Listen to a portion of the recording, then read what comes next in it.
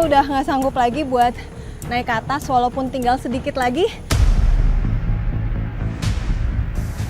Tidak bisa terbayangkan sih kalau harus menuntut ilmu, mereka harus melewati jembatan yang terbuat dari bambu ini. Saya aja takut dan juga ini lumayan licin, apalagi kalau hujan dan mereka hanya beralaskan sendal jepit saja.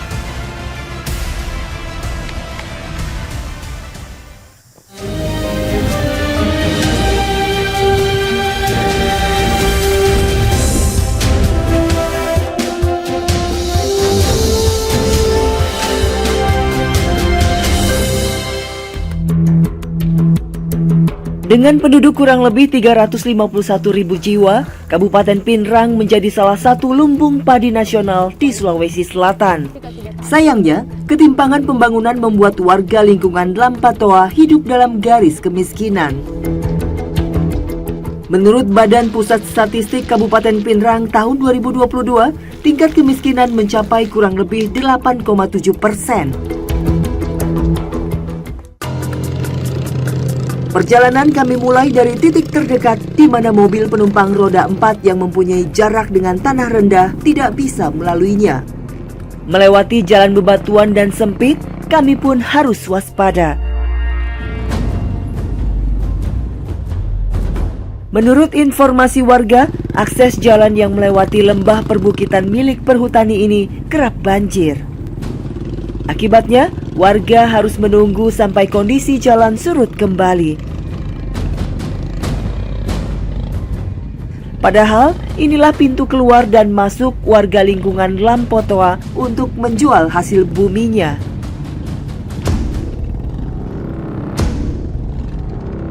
Sulitnya warga menjual hasil pertanian mereka membuat roda perekonomian nyaris tak berputar. Dalam perjalanan kami juga harus melewati jalanan yang penuh dengan bebatuan. Dan bisa dibayangkan jika cuaca ekstrem sedang melanda, kemungkinan ini akan membahayakan kami untuk keluar ataupun masuk desa. 15 km jalan menuju Lampotoa berupa jalan bebatuan dan tanah merah.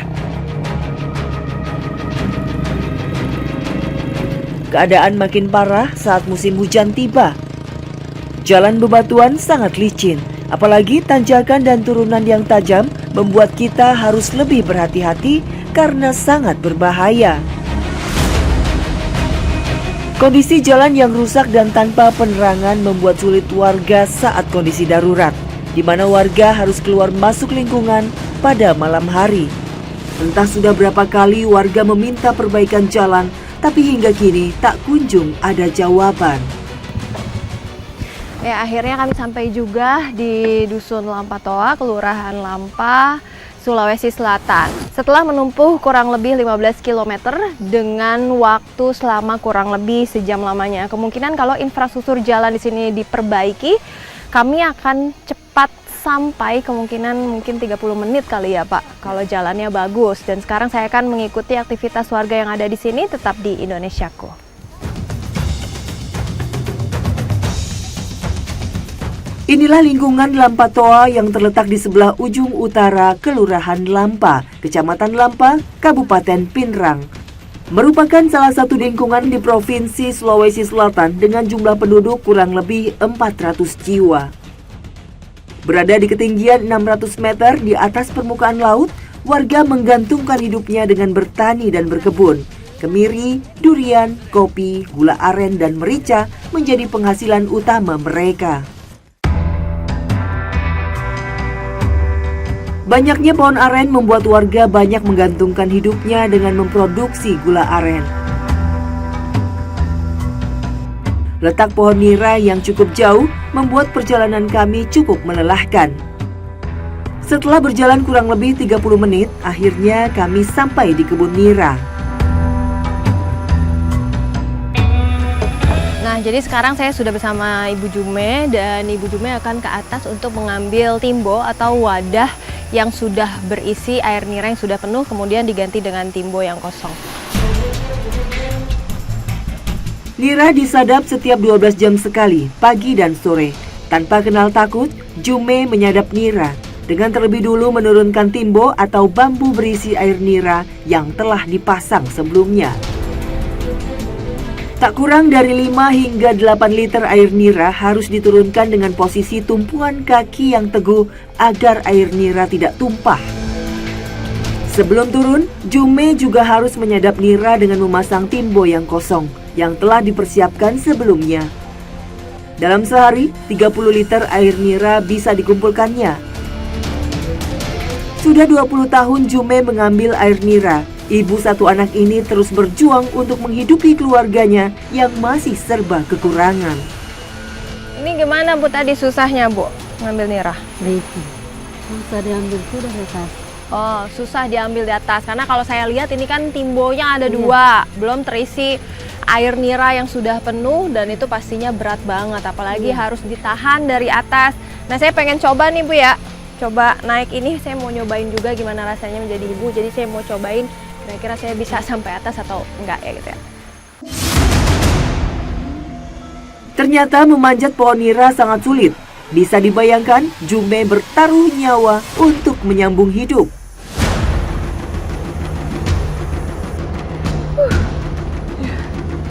Kayaknya saya udah nggak sanggup lagi buat naik ke atas walaupun tinggal sedikit lagi.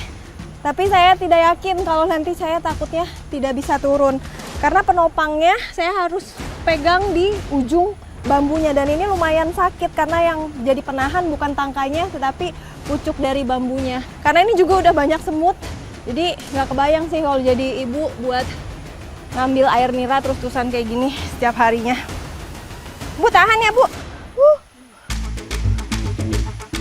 Meskipun saya tidak bisa menyelesaikan tugas, namun cukup bagi saya turut merasakan kesulitan mereka.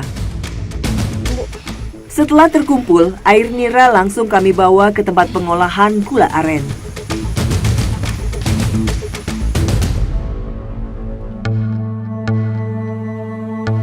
Di gubuk kecil ini, air nira dimasukkan ke wajan besar, lalu disaring untuk dibersihkan dari kotoran.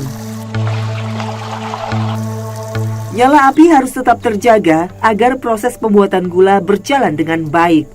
Setelah 3 jaman, biasanya air nira ini mengeluarkan banyak buih. Kemudian warga di sini biasanya menggunakan telilin agar uap atau buih-buihnya itu tidak meluap keluar. Yuk Pak, ini langsung masukin aja. Pelan-pelan Pak.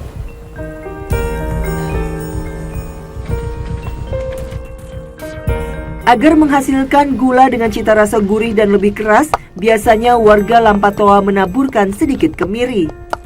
Jadi ketika buih-buih dari air niranya sudah mulai meluap, nah langsung diberikan sedikit kemiri yang sudah ditumbuk, sedikit aja.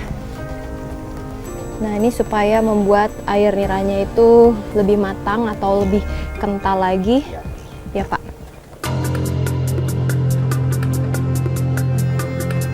Proses pembuatan gula aren butuh waktu lebih dari 5 jam. Dan 5 menit sebelum dicetak, gula aren harus terus diaduk-aduk agar terkena angin dan cepat mengering. Kemudian wajan kami angkat dari tungku untuk proses selanjutnya.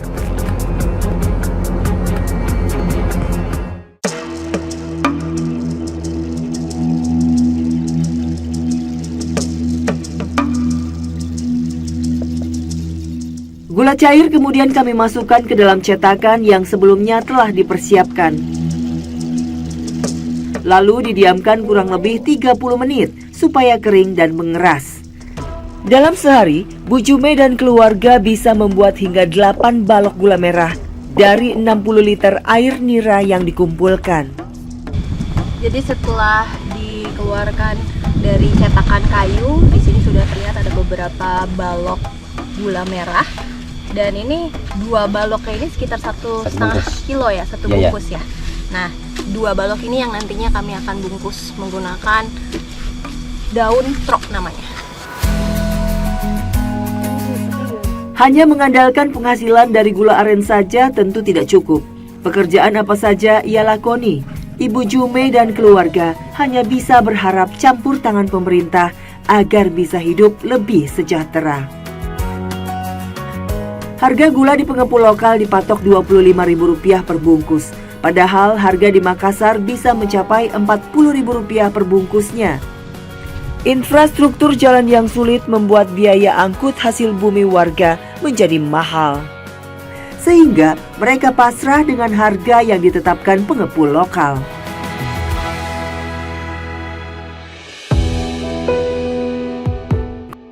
Kondisi ekonomi yang serba terbatas ditambah letak pasar yang jauh membuat warga lebih berhemat untuk kebutuhan perut mereka.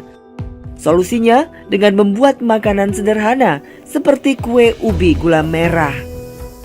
Bahannya berasal dari hasil kebun mereka sendiri, ubi jalar dan gula aren. Sekarang saya akan membuat camilan yang terdiri dari ubi jalar sama gula merah. Jadi di sini karena warung tidak ada, bahkan mereka harus menempuh jarak yang jauh untuk menuju ke kota, sehingga mereka memanfaatkan hasil panen yang ada di sini untuk dijadikan cemilan. Pertama-tama rebus ubi jalar terlebih dahulu, kemudian iris gula merah sampai kecil-kecil.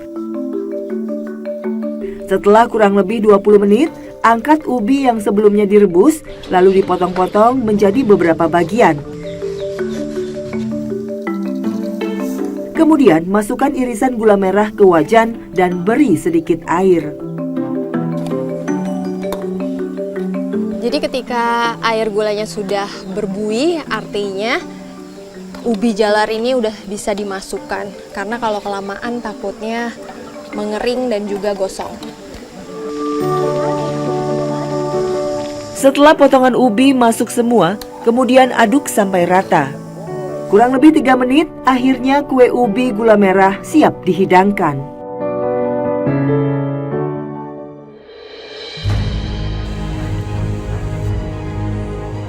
Inilah potret keluarga warga lingkungan Lampatoa. Lingkungan yang belum pernah tersentuh listrik negara membuat warga terpaksa membuat penerangan memakai tenaga surya. Namun karena terbatasnya penyimpanan listrik, hanya bisa digunakan 2 hingga 3 jam saja. Salah satunya keluarga Sarina. Pelita menjadi alternatif penyambung penerangan rumahnya saat lampu tenaga surya mereka padam. Bu, ini penerangannya emang dibantui dengan menggunakan sumbu seperti ini? Iya. Kenapa? Kalau tenaga surya kan biasanya sampai cuma 3 jam atau 2 jam. Nah terus Ibu, kalau misalnya udah lama tinggal di sini, ini udah bertahun-tahun kayak gini? Iya. Sama sekali PLN nggak pernah masuk sini, Bu? Dulu kami dijanji, sampai sekarang belum datang. Kapan dapat janji dari pemerintahnya itu masuk PLN? Tahun lalu Tapi sempat ada pengecekan nggak dari pemerintah ke sini? sudah, tapi bilangnya tidak janji. Dulu bilangnya awal bulan 1 2022 kami janji menaikkan PLN di sini, tapi langsung dikena wabah virus corona. Langsung hilang. Nah, terus Ibu kayak misalnya menggunakan sinar matahari itu kan pakai alat ya? Iya. Nah, alatnya itu Ibu beli Itu loh. berapa, Bu? Mahal, 1 jutaan. 1 jutaan. Iya. Dan itu Baru tenaga suryanya. Baru beli lagi aki 2 jutaan. total yang dikeluarkan untuk tenaga matahari 3 juta. Kami sangat berharap semoga pemerintah itu membantu kami menaikkan PLN di sini, karena kami tidak mengharap seandainya dia tidak punya janji. Dia sudah berjanji, jadi kami sampai sekarang kami tetap menunggu.